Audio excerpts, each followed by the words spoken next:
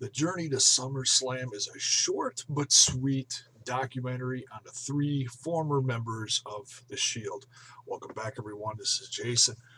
Um, yeah, this special really caught me by surprise. I went into this with zero expectations. Um, I went into it expecting it was just going to be a little rerun of the breakup of the Shield and what led to this year's SummerSlam between Dean Ambrose, Seth Rollins, and Roman Reigns. Um, wow, was I wrong? Um, this special went back and covered how all three guys worked their way into the company and then were put together. Well, it's almost 2 years ago now. Yeah, very, very pleasantly surprised by this. Um, Talks about how Dean Ambrose um, started out in companies like CZW, worked his way into Dragon Gate and became kind of a homegrown product there. And then his his getting signed by the WWE, putting Florida Championship Wrestling, and his frustration in NXT because he wasn't a part of NXT at all. And they just kept telling him, hey, be patient. We got something for you. We just got to put it all together. And then, boom, the debut of the Shield. Same thing with Seth Rollins. The funny thing about Seth Rollins is in this is I don't know if he actually is this. I guess I'll call him cocky. I don't know if he's this cocky in real life or if he was just trying to portray this because he's a heel now in the WWE because the Shield broke up. Because, I mean, he really came across as very very cocky, very confident. And don't get me wrong, he's he's a hell of a wrestler, and he's also improving greatly on the mic.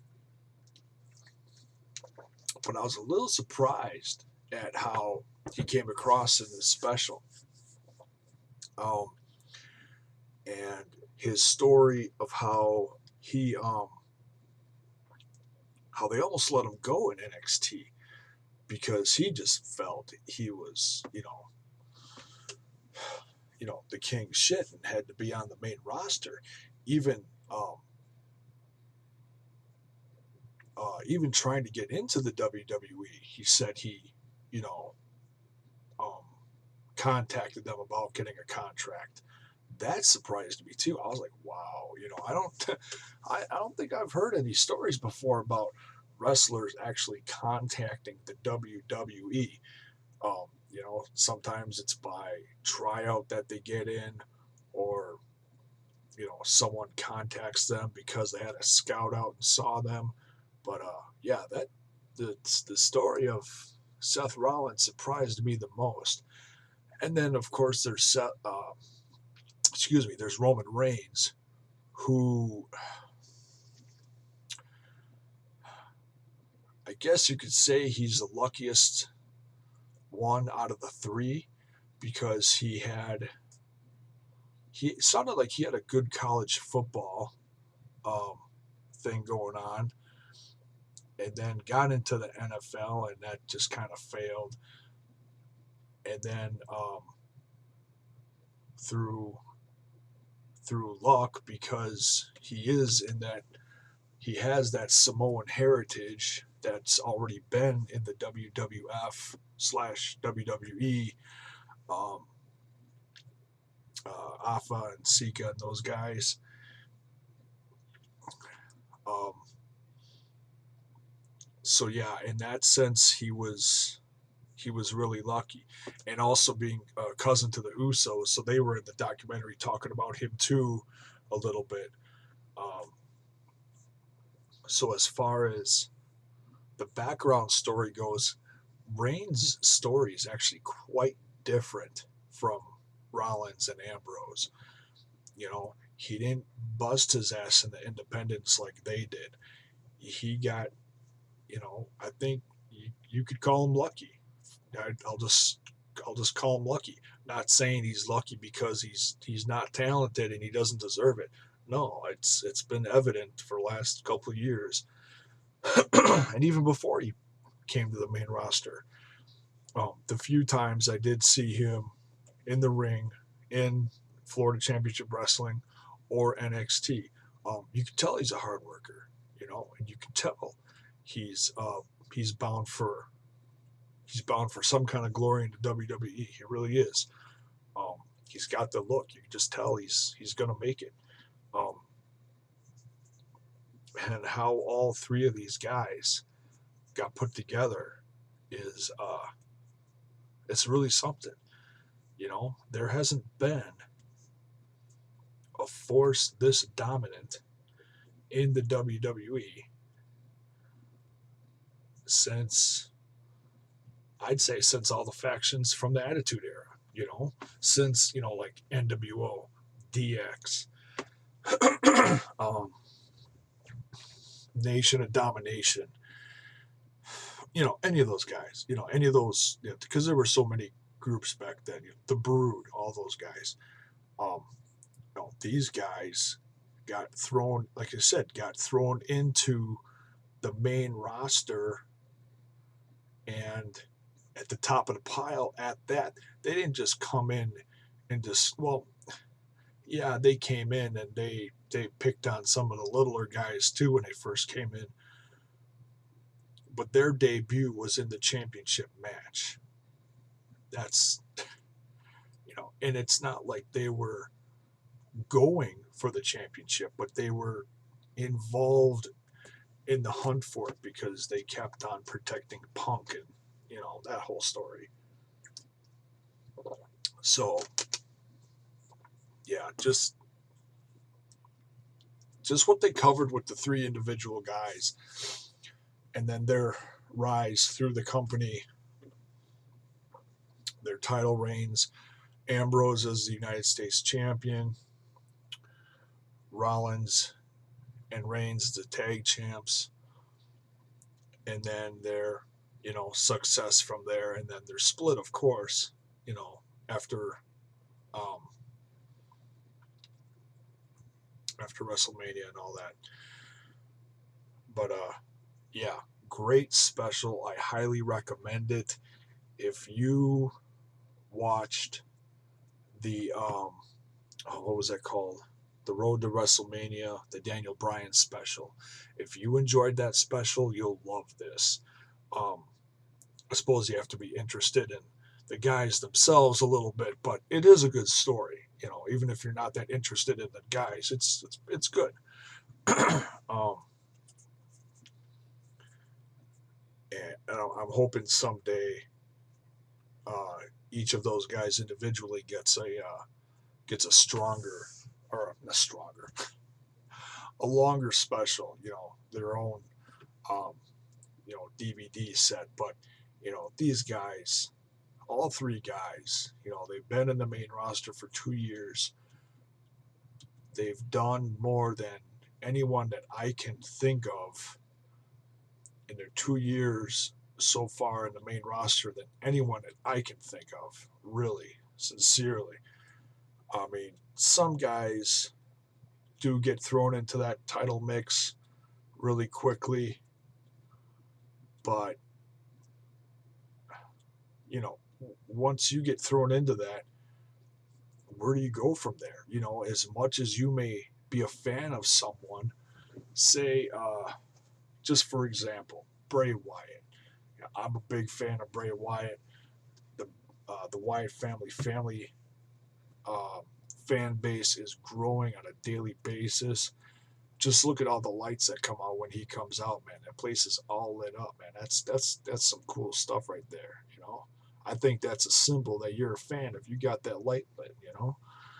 Um, you either love him or you love to hate him. So so it's fun to cheer him on. It's fun to boo him at the same time too. If you're live and in the crowd. But you look at a guy like Bray Wyatt and you're like, he's so good on the mic. He's fast on his feet in the ring. He's talented. His charisma is just through the roof. Why isn't he champion? And it's, yeah, you could make that argument. I've thought about that too. It's like, I'm kind of wondering why they haven't made him some kind of champion yet. I think a character that good could really do something positive with either the United States champion, the United States Championship, or the Intercontinental Championship. But they haven't done anything like that yet. It almost looked like they were going to start something between Bray and Sheamus, but nothing yet. So yeah, somewhere down the road, positive things are going to happen to him. Same way, positive things are going to happen for Dean. It's like, he's in this great story with Seth Rollins, and yet it seems like he's kind of getting the short end of the stick. But Rollins is the guy now. He's got a guaranteed shot at the championship. Is that going to happen against Brock? I don't know. I think those chances are pretty slim. It doesn't sound like he's too interested to go after Brock, which is probably the smartest thing he's done since he's hit the main roster, honestly.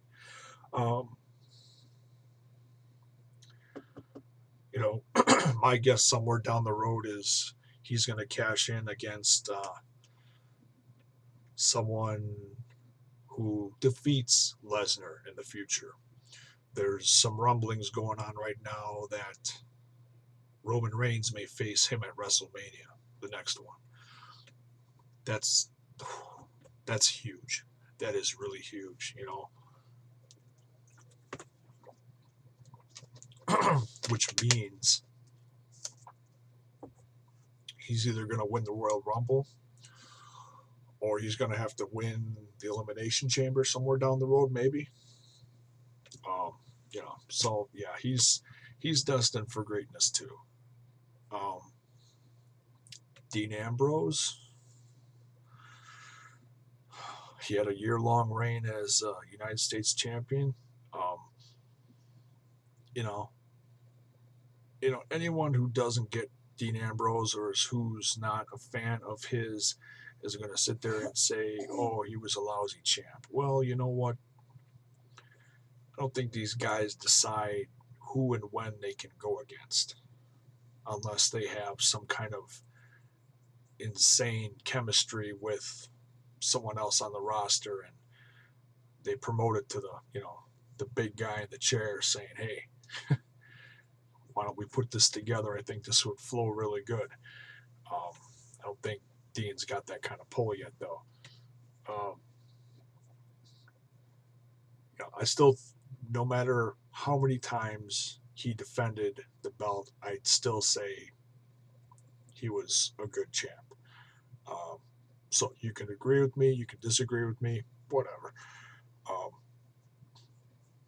He played his character well in the Shield. All three guys did. They all seriously, broke that glass ceiling and really have come through well. They really have. And yeah, the future's pretty bright for all three of those guys, I must say. So, have you guys seen the special? Let me know what you think of the special if you've seen it. If you haven't seen it, I highly recommend it. Go check it out on the WWE Network 4. You know how expensive it is. I'm not even going to say it.